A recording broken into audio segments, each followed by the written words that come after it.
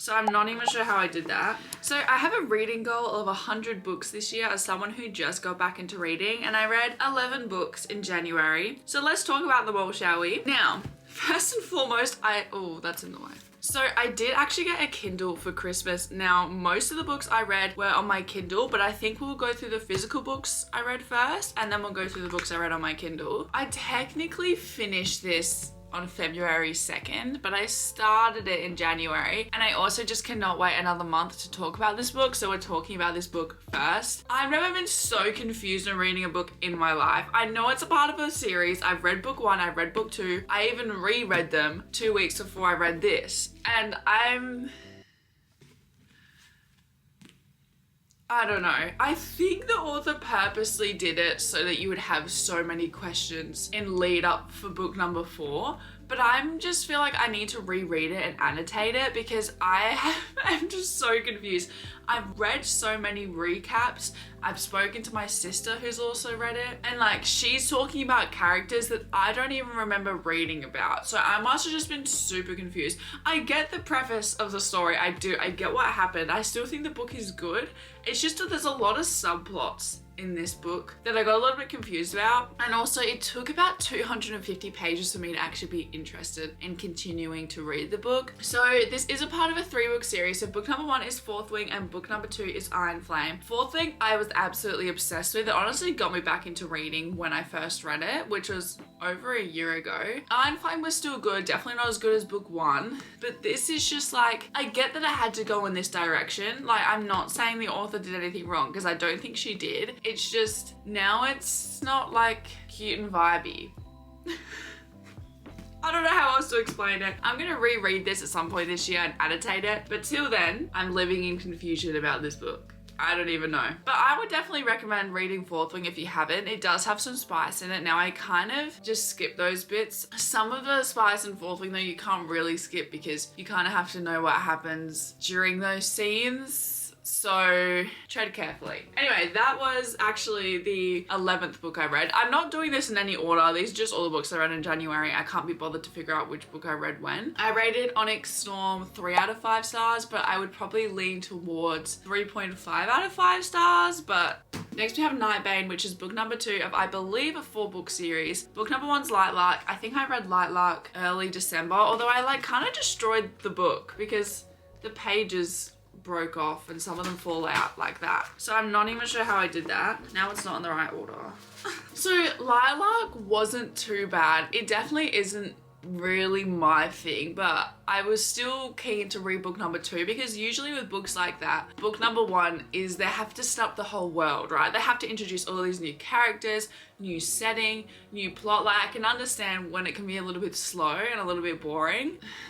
Book number 2 is kind of the same. Book number 2 was kind of the same. It's also just like, I don't know, I feel like I'm rooting for the wrong characters. Again, don't want to give anything away because this is book number 2 of a series. But if you read book number 1 or you have read book number 1, you know what I'm talking about. I'm definitely rooting for the wrong characters. So Isla Crown is the main character, the female main character. And I just don't feel that attached to her, really. I don't know what it is. I'm just not really rooting for her that much, which kind of makes her an awful book when, you know, the whole point is that we're worried about her and her city essentially. So I think that's maybe why I don't like it as much. That being said, it is a shorter read. Like, the books are quite small in comparison to something like Onyx Storm. So I kind of want to read book number 3 because I've already read the first 2 books. So I hate leaving things unfinished, but I'm not exactly excited to read it. I can see why people like these books. I do. It's just really not my cup of tea. I'll see what I rated it because I don't even remember. So I rated Nightbane 3 stars. Now looking back on it now, I'd probably rate it a 2-star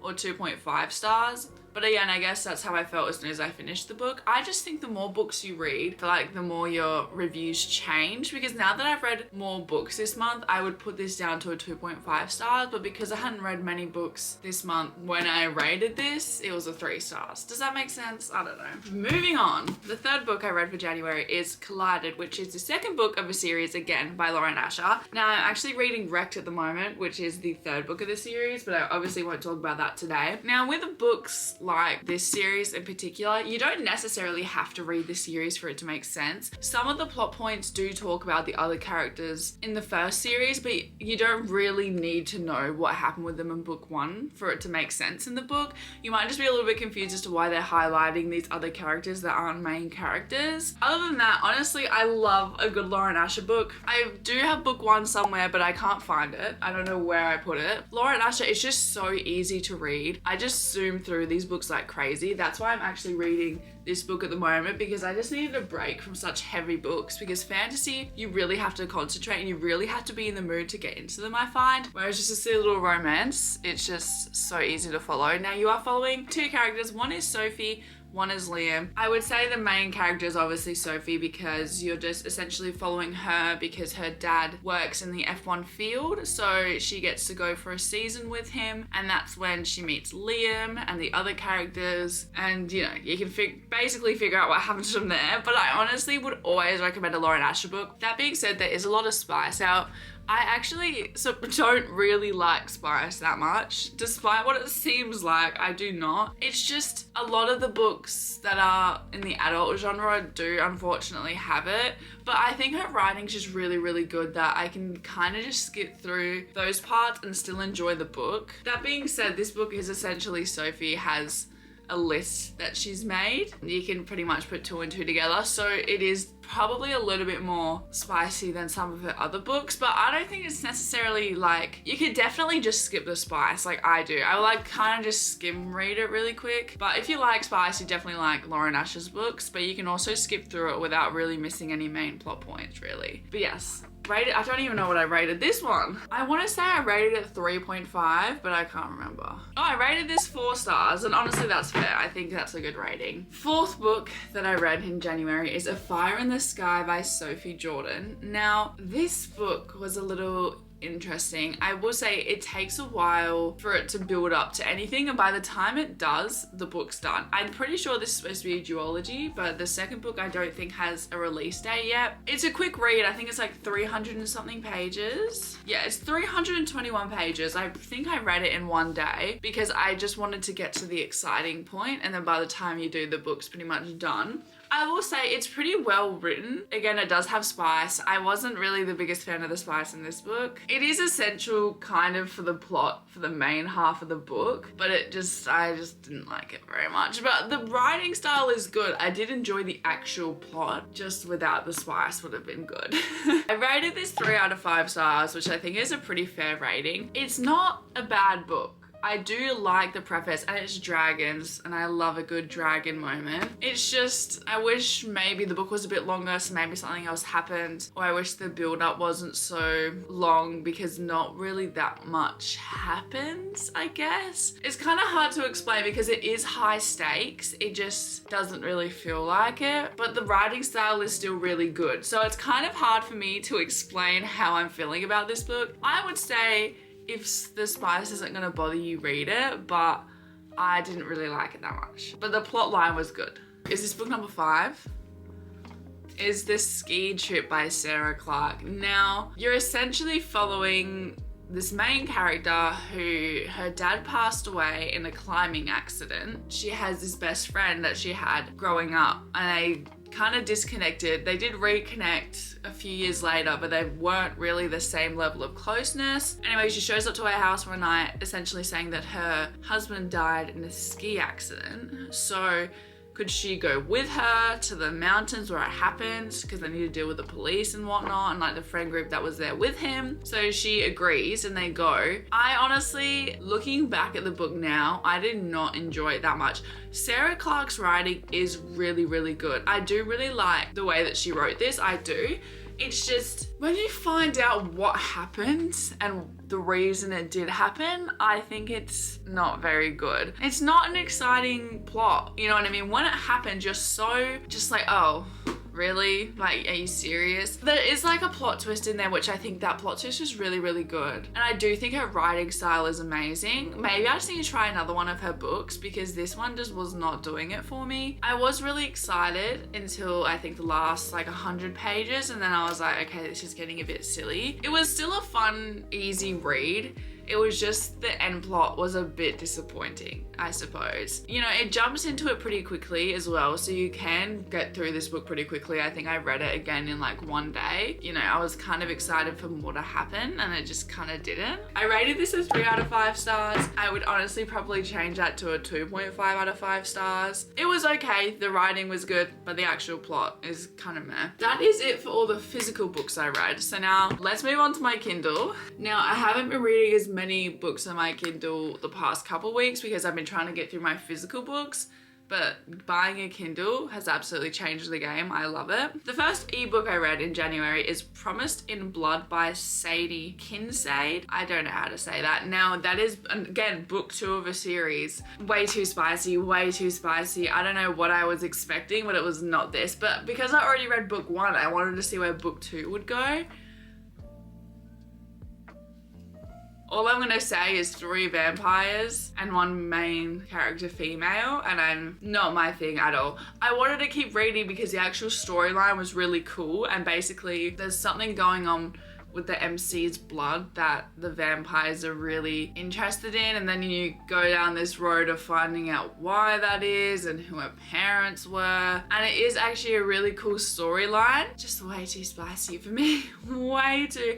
I don't think I'll be reading book number 3 that comes out in March. Basically, it's just way too much. I wasn't a fan, and I thought maybe if I kept reading it might not be as much because they might be going further into the storyline of what we find out, but it kind of, I mean, it does do that, but the spice is still very much alive and well. So don't know if I'll be finishing that series, but again, I hate not finishing series, so we'll see. And I believe I rated it 3 out of 5 stars because the plot line is really, really, really good. It's just the spice kind of ruins it for me. But again, if you're into that, then this is probably the perfect book for you. I also don't think vampires are really my thing. I'm much more into stuff like dragons. But moving on to book number 2 I read on my Kindle is actually Icebreaker by Hannah Grace. Now this is a very popular book talk book. I actually didn't mind it. Again, it's spicy. Again, it is spicy, which this one didn't ick me out as much. Again, I'm not really into spice, but this spice in particular didn't really give me the ick as much as other ones have, because I think the way it's written is a bit more funny in some points, if that makes sense, but like it's still definitely spicy. But I did actually really like the storyline of this as well. I think it's just fun. It's an easy read. I read it in 2 days and I rated it 3 out of 5 stars, which I don't think I would change, to be honest. It's a decent read. I think people are giving it a hard time because of how popular it got, but I think it's a decent romance book. Like, I don't know what else people are expecting. They want this really detailed, deep plot line and trope, and I'm like, it's a romance, let people live.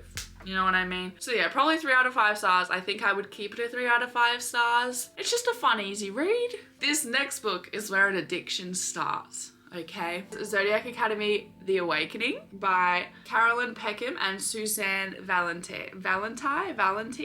It'd be on the screen.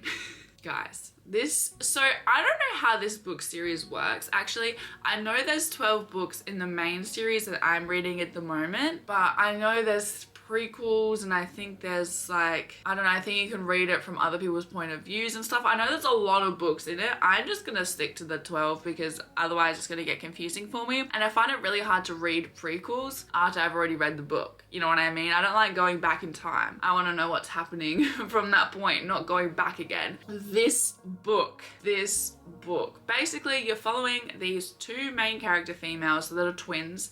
They live in the mortal world. Both their parents passed away in a fire when they were babies, so they've been in the foster care system for a very long time. And then this guy comes out of nowhere, is basically saying that they're these 2 lost princesses in the Zodiac Academy in the immortal world. It sounds silly right now, but let me tell you, it jumps straight into it. And the next thing you know, they're at the Zodiac Academy and they're finding out, kind of a spoiler, but I mean, if you read the first like 50 pages or 100 pages, you will know this. But if you don't want to know this, maybe skip like 30 seconds. But then they find out they have all 4 elements of the elemental world, and it's basically you're just following them in this Zodiac Academy of trying to find their feet. So then there's these 4 heirs that are heirs to the throne that are now trying to essentially get them to leave the immortal world so that they can still be heirs to the throne. It's really, really good. There are some spice scenes, but honestly, I've kind of I've just skipped through them and it's been perfectly fine. I absolutely love this book. I have not felt so engrossed in a book in so long. I will say there are some points where I get the ick a little bit because they do use words like alpha and stuff like that, but one of them is a werewolf, you know what I'm saying? So it makes sense why they're saying it. It just kind of gives me the ick a little bit, but you do get used to it. Like now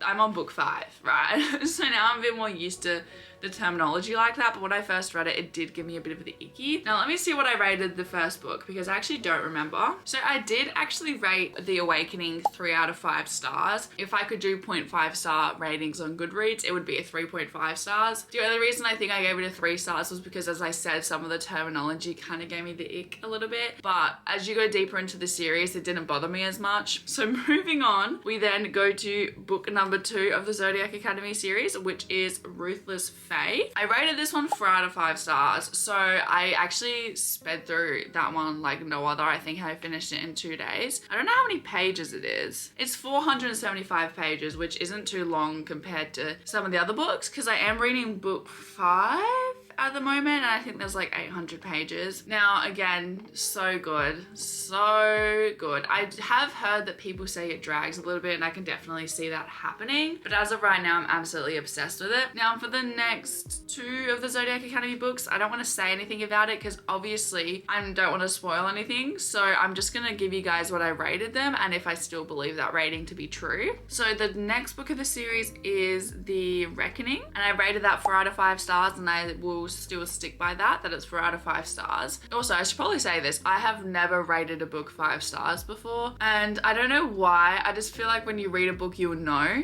and I just haven't had that book yet. So if you guys have any book recommendations that you think will be my first 5 out of 5 star read, then let me know. And then book number 4 is called The Shadow Princess and I rated that 3 out of 5 stars. Now yeah, book number 4 definitely wasn't my favorite book, but I think it's just because we were following such a different alleyway. Like kind of the stuff that was happening wasn't necessarily based on the 2 main character females, the twins. It was, but it wasn't as much as the other books and I just really like the twins, so I kind of was a bit, you know. But now that I'm on book number 5, it definitely is going kind of back to the main storyline. But this, obviously because it's 12 books, this book has so many subplots and it's just so easy to read. You would think with a book that goes into this much detail that it would be kind of hard to follow along, but to be honest, it's not at all, and I think that's why I like it so much because I can read it for like 10 to 15 minutes before bed and then not be confused. Whereas a book like Onyx Storm, I just had to keep rereading pages because I was just getting confused. So I think that's where the Zodiac Academy really just takes the cake for me because it is just such an easy read. Now I have been having a break from reading it lately because I've been reading some more of my physical books, but I'll probably start reading it again at some point this month because I'm actually filming a different video at the moment, which is why I'm reading so many other books. That is all the books I read in January. Thank you guys so much for watching. I will see you next week with another video and I will probably be doing a February recap of my books that I read, depending how many books I read because January was kind of just a crazy month, but we'll see. But thank you guys so much for watching. Please put any book recommendations down below or any books that you want to hear more about because I will happily yap about books all day.